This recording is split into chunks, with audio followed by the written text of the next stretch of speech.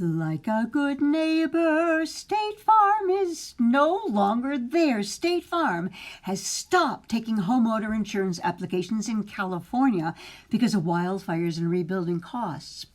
So let me get this straight. State Farm has spent zillions of dollars telling us they're like a good neighbor and there for us.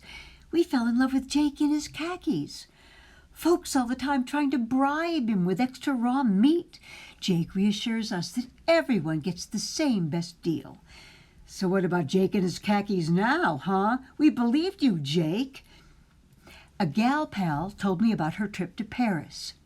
She met a gent who invited her to a performance and then failed to show up. She asked him why or pourquoi. He replied, "I did not promise." We expect to be able to rely on people and what they tell us. That's how the world wags. Reliability is like a spiritual thing. You know the tides will ebb and flow. You can depend on it. Once, during an historic, unprecedented snowstorm upstate New York in the 80s, I was trapped in my house in the woods.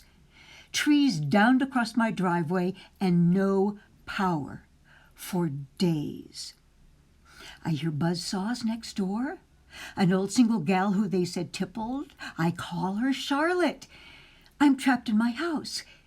Can you send them over when they're done? No, she said. I might still need them. Charlotte was not a good State Farm-like neighbor. My current neighbor's in Albuquerque.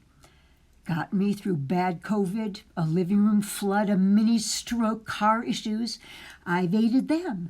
Part replacement surgery, emergency dog walking, cat feeding, picking up the mail, like a good neighbor things. Now, my living comedy idol, Mel Brooks, offers a slightly different perspective. Hope for the best, expect the worst. The world's a stage, we're unrehearsed.